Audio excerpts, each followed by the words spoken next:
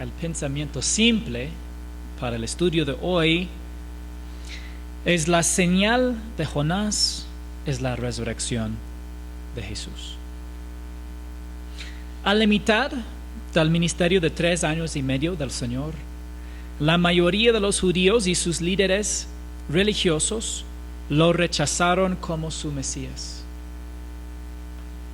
Jesús realizó señales y milagros, cumpliendo profecías y dando evidencia concreta de su divinidad y mesianismo. Pero la nación de Israel quería que el Mesías se ajustara a su interpretación de la ley. Y por más loco que parezca, querían el reino para ellos mismos. ¿Qué importancia tuvo para ellos su interpretación de la ley? Bueno, la famosa historia judía que se llama el horno de Achnai nos ilustra lo importante que era para ellos su propia interpretación de la ley.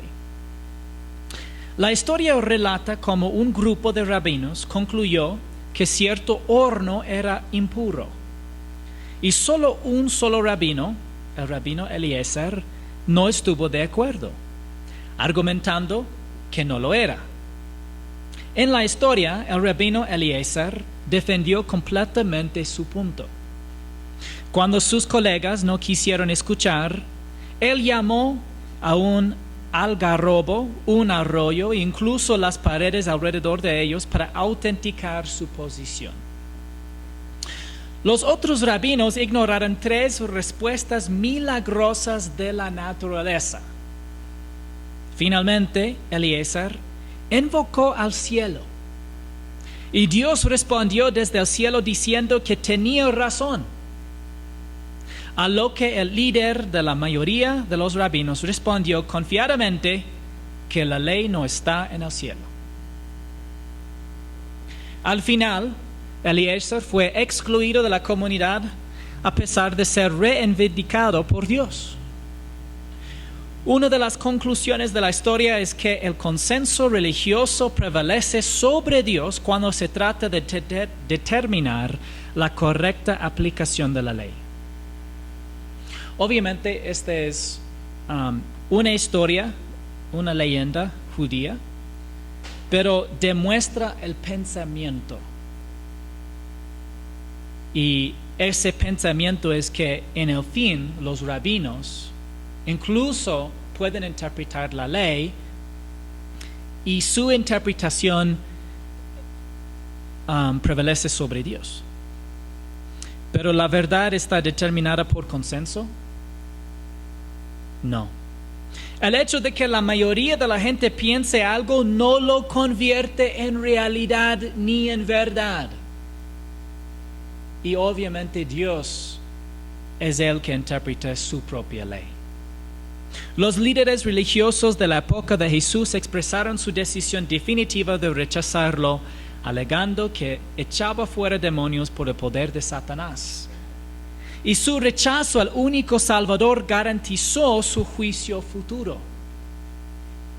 En nuestro pasaje de hoy, exigieron una señal, y Jesús les ofreció la señal de su resurrección, pero todavía no creyeron. Por favor, abran sus Biblias conmigo en Mateo capítulo 12, verso 38. 12:38. Entonces algunos de los escribas y fariseos dijeron a Jesús: Maestro, queremos ver una señal de parte tuya. Esto es increíble. En lugar de humillarse, exigieron una señal. Jesús acababa de sanar a un endemoniado ciego y mudo. Demostró innegablemente que Él es el Mesías. Pero su respuesta muestra que no existe ninguna evidencia que pudiera haberlos convencido de confiar en Él. ¿Es su respuesta única? La respuesta de estos hombres no es única. Muchos incrédulos nunca estarán satisfechos con ninguna cantidad de evidencia. El problema no es la información ni el método de presentación. El problema es su corazón. No creerán porque no quieren aceptar la condición de Dios para la salvación. No creerán porque quieren que su bien humano los salve. No creerán porque son su propio Dios. No creerán porque no quieren reconocer que no tienen esperanza sin Cristo. Entonces, en cambio, la élite religiosa exigió una señal. Y de esto habló el apóstol Pablo en 1 Corintios 1, 22 al 25, porque en verdad los judíos piden señales y los griegos buscan sabiduría, pero nosotros predicamos a Cristo crucificado, piedra de tropiezo para los judíos y necedad para los gentiles. Sin embargo, para los llamados, tanto judíos como griegos, Cristo es poder de Dios y sabiduría de Dios, porque la necedad de Dios es más sabia que los hombres y la debilidad de Dios es más fuerte que los hombres. Ve que aquí dice que piden señales. Cristo crucificado no era la señal que los judíos querían. Aunque su crucifixión era el poder y la sabiduría de Dios para salvar a la humanidad. ¿Buscaban genuinamente los fariseos pruebas para creer? No. El relato paralelo de este evento en Lucas nos dice lo siguiente en Lucas 11, 15 al 16. Pero algunos de ellos dijeron: Él echa fuera los demonios por Beelzebú, príncipe de los demonios. Y otros, para poner a prueba a Jesús, demandaban, no solamente pedían, demandaban de Él una señal del cielo. Lo estaban probando, buscando un defecto. Como Jesús había dicho anteriormente en su condenación de las ciudades de Galilea, querían que bailara al son de ellos. Gedeón pidió una señal, pero confiaba cada vez más en Dios con cada señal que Dios le daba. Pidió una señal, Dios le dio una señal y Gedeón actuó por fe. Eso es diferente a lo que vemos en estos líderes religiosos. Verso 39. Pero él respondió: una generación perversa y adúltera demanda señal, y ninguna señal se le dará, sino la señal de Jonás, el profeta. ¿Qué tipo de generación era esto? Perversa y adúltera. El adulterio espiritual es poner cualquier cosa en el lugar de Dios. ¿Qué pusieron estos hombres en el lugar de Dios? Ellos mismos. Lo reemplazaron con el ídolo de su propio nombre, el ídolo de su ascendencia y herencia. Esa generación buscó una señal en lugar de buscar a una persona. Querían todo lo que Dios podía hacer por ellos, pero no querían a Dios mismo. Hay una aplicación importante para nosotros como creyentes. ¿Valoramos los dones que Dios nos da más que lo que valoramos a Dios? ¿Valoramos la seguridad temporal y la providencia de Dios más de lo que valoramos nuestra relación personal con Él? ¿Oramos para comunicarnos con Dios? ¿O oramos para recibir cosas de Dios? ¿Estamos solamente pidiendo señales y no respondiendo también por fe en acción a lo que Dios dice en su palabra?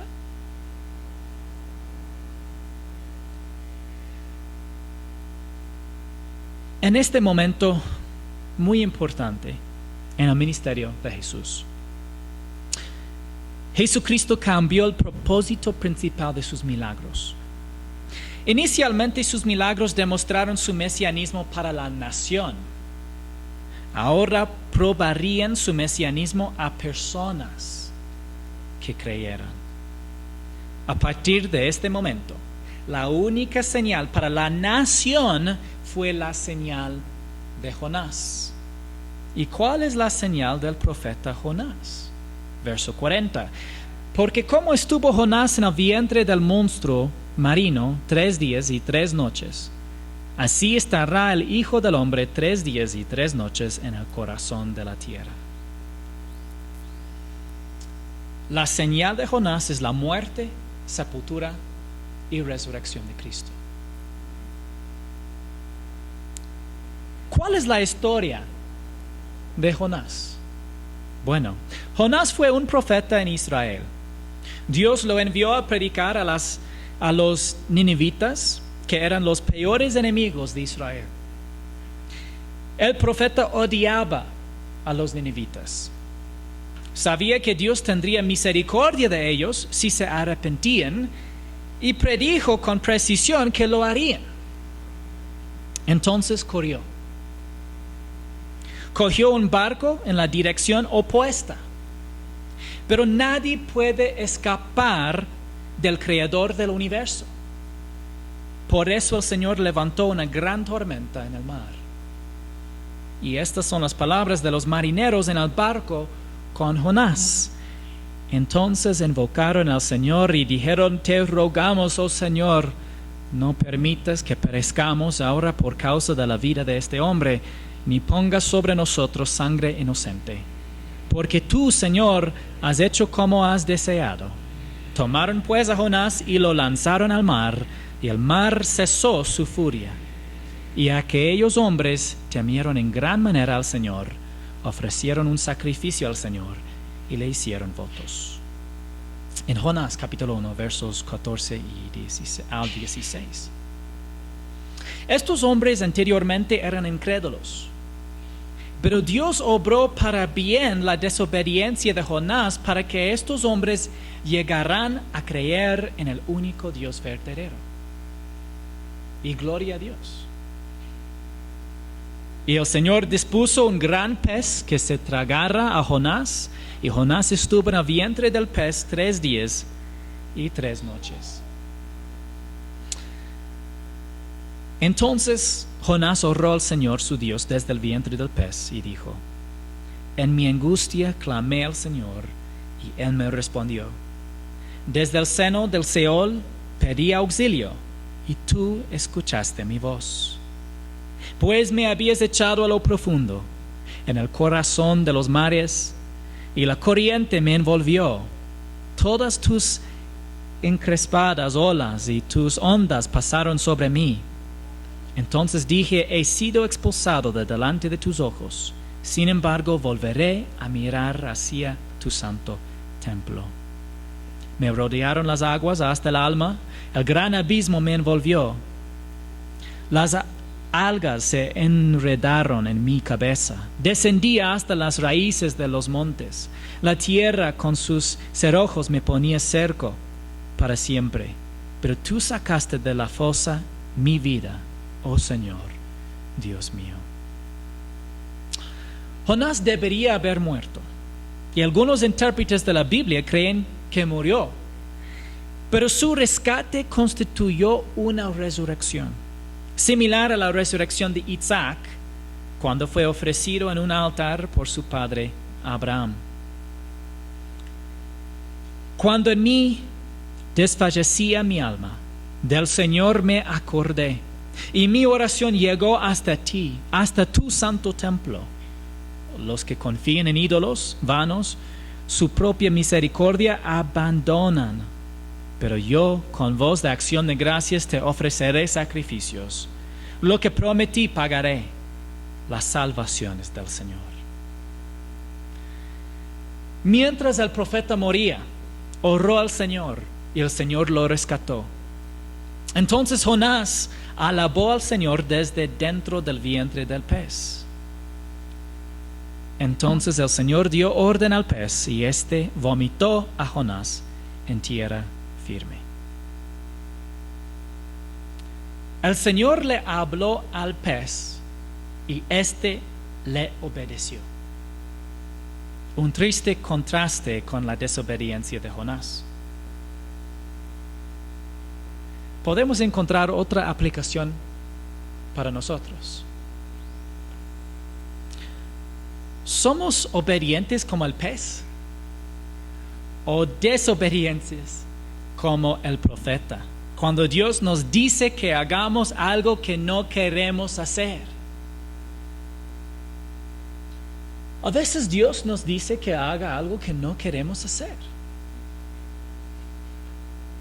Y tú dices, pero ¿debo hacer lo que dice Dios aunque no me nace? Sí. La verdadera prueba de obediencia es cuando no quieres hacerlo.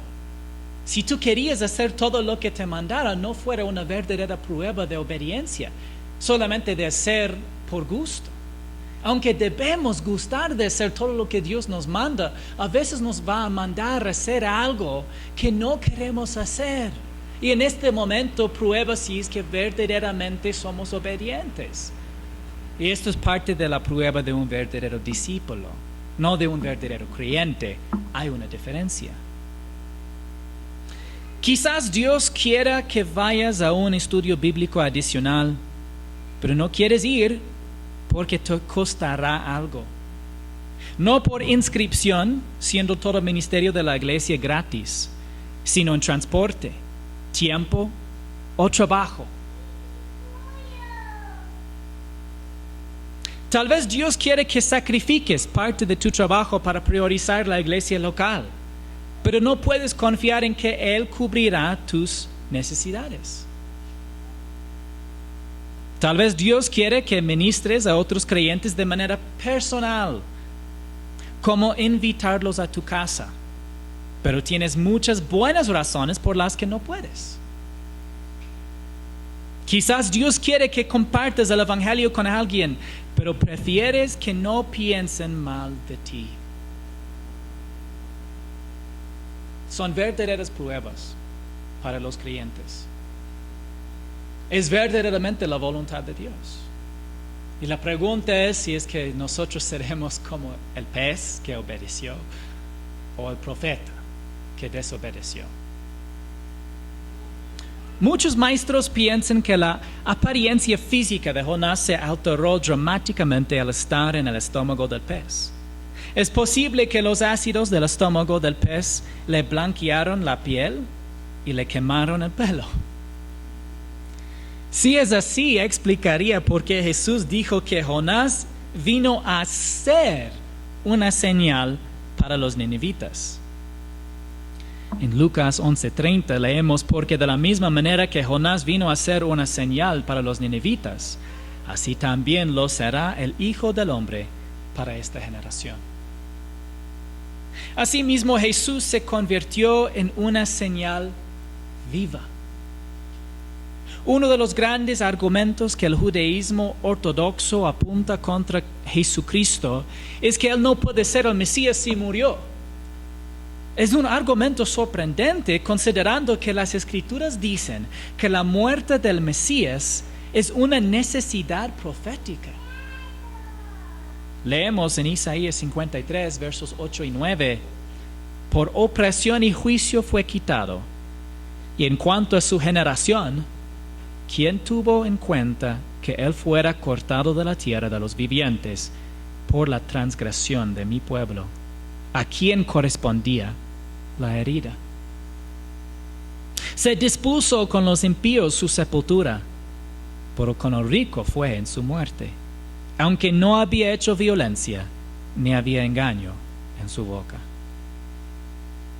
Este pasaje, junto con otros pasajes mesiánicos como Salmo 22, 14 al 15, y Zacarías 12, 10, continúa mostrando que el Mesías no solo murió, sino que también resucitó.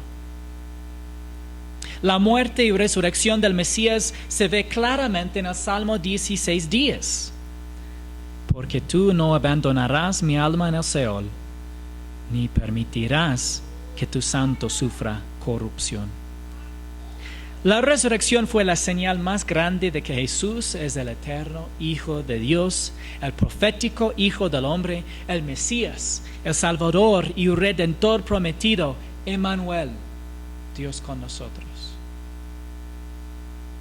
El Cristo resucitado también fue visto por otros que no creyeron en Él, como su hermano Santiago, quien se convirtió en el líder preeminente de la iglesia primitiva en Jerusalén, y Saulo, quien se convirtió en el apóstol de los gentiles.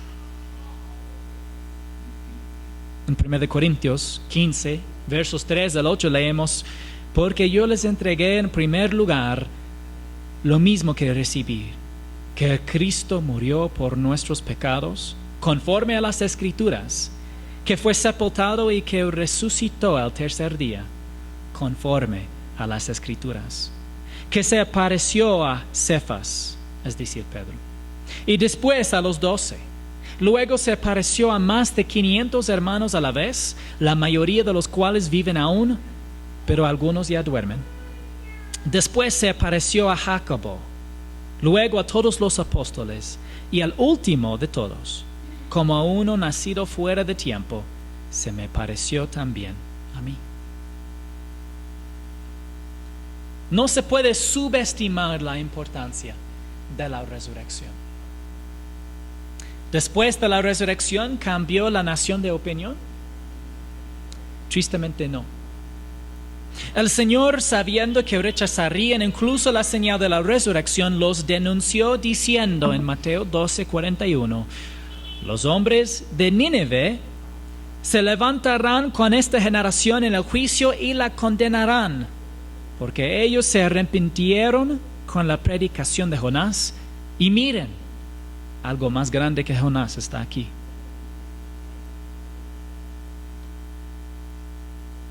¿El juicio es un evento único o múltiples eventos? Proféticamente, el juicio abarca múltiples eventos de juicio. Y aquí podemos ver en la tabla, primero el juicio del mundo en la cruz, el juicio de pecado. Y después el tribunal de Cristo, y esto es el juicio de los creyentes. Después el juicio de las naciones y el juicio de los perdidos. ¿Cuándo será juzgada esa generación de incrédulos del tiempo de Jesucristo? Esa generación será levantada para juicio en el juicio del gran trono blanco, también conocido como el juicio final. Y en esta tabla está con el título Juicio de los Perdidos. Entonces, ¿cuáles son los próximos 3 eventos de juicio? Primero, el tribunal de Cristo, un juicio para los creyentes que han vivido en los últimos 2000 años, o un juicio exclusivamente para creyentes de la iglesia.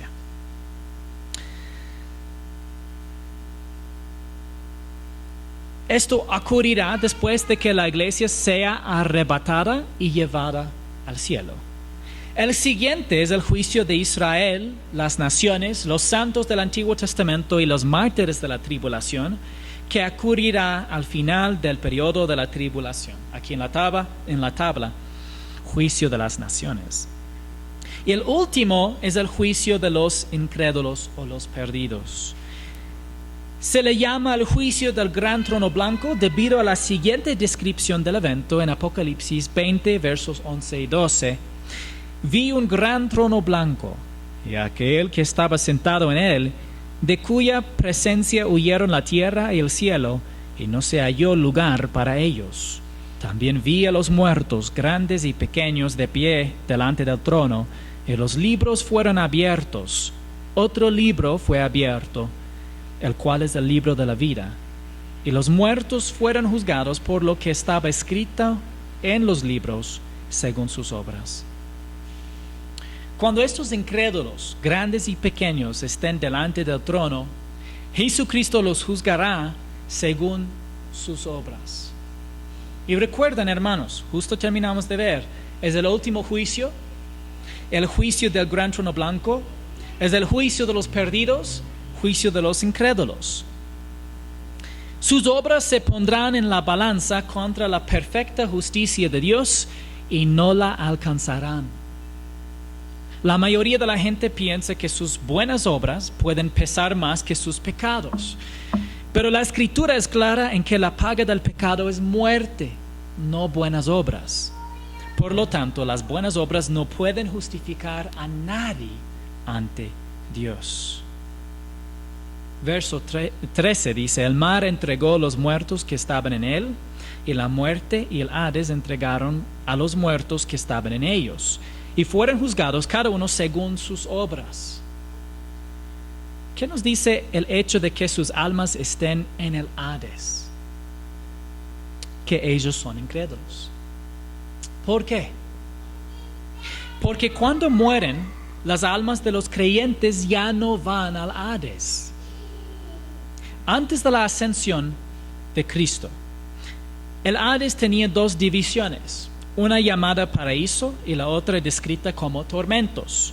Cuando Jesús y el ladrón en la cruz murieron, sus almas fueron al corazón de la tierra, en el lado del Hades que se llama paraíso. Es por eso que el Salmo 16:10 dice: no abandonarás mi alma en el Seol, que es el equivalente hebreo de Hades en griego. Pero cuando Jesús ascendió al cielo, transfirió las almas de todos los creyentes del Hades al cielo con él. Efesios 4:8 dice: por tanto dice, cuando ascendió a lo alto, llevó cautivo un gran número de cautivos y dio dones a los hombres. Llevó los que estaban en el corazón de la tierra, en Hades, en paraíso, al cielo, y por lo que también paraíso ahora se ubica en el cielo. Como resultado, cuando Juan vio visiones del cielo, vio creyentes ahí. La promesa de la resurrección establece que el Padre traerá con Jesús del cielo a las almas de los creyentes fallecidos cuando Él regrese. Y el apóstol Pablo dijo que el paraíso está ahora en el cielo en lugar del Hades. Y los creyentes en la tierra tienen la seguridad de ir al cielo cuando mueren. Por lo tanto, solo los incrédulos son levantados del Hades para el juicio del gran trono blanco. La muerte y el Hades fueron arrojados al lago de fuego.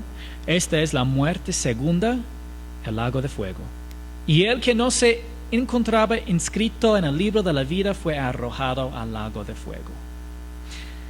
La pregunta final en el juicio final será sobre la vida.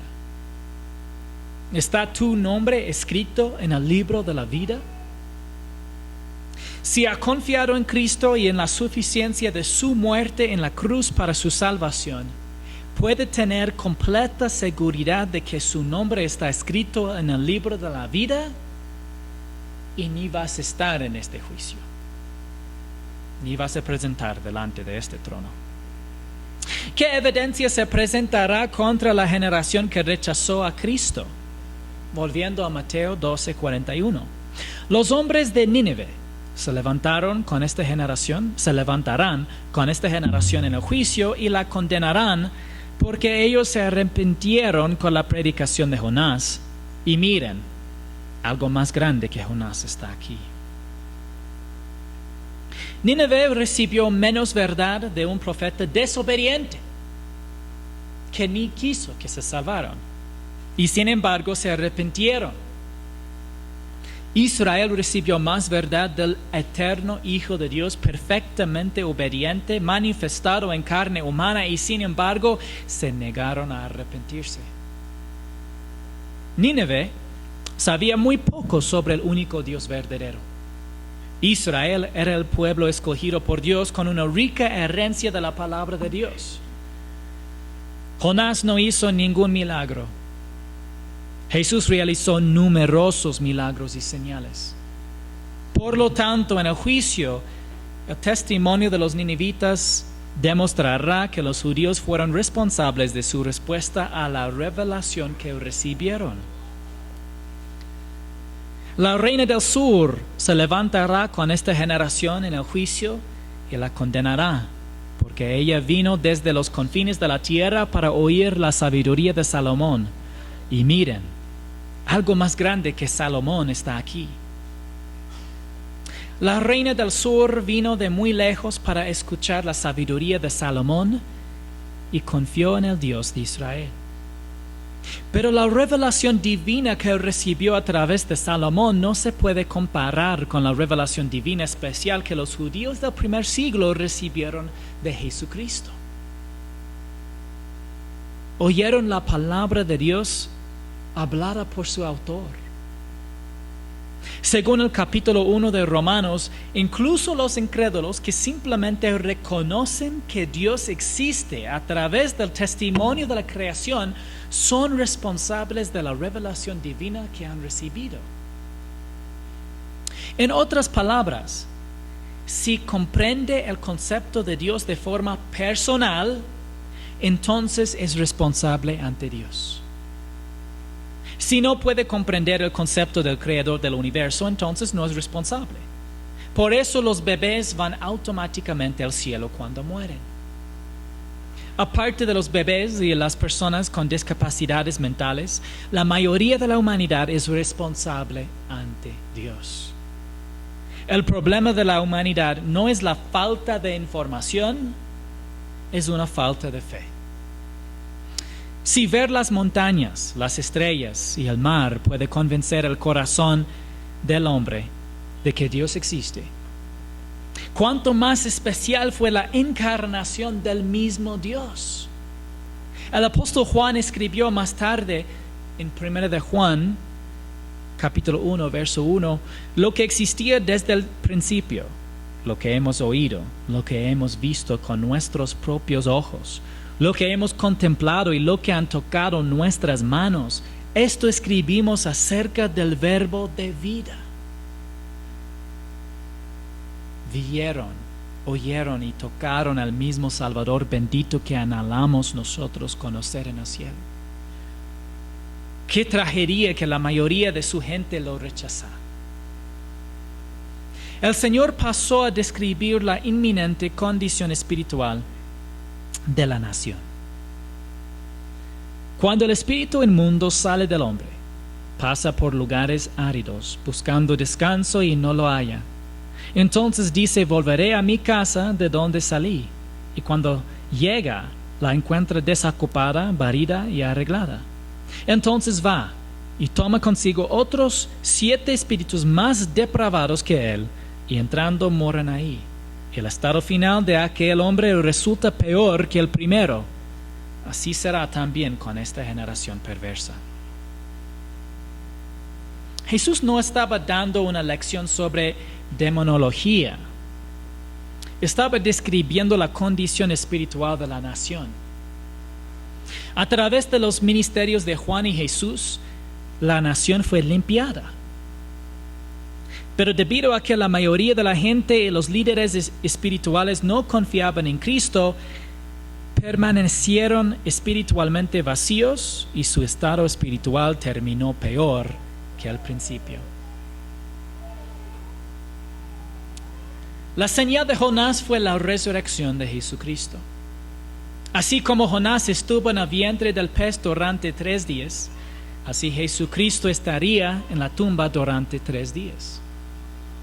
Y así como Jonás fue rescatado de la muerte segura, Jesús resucitó de entre los muertos.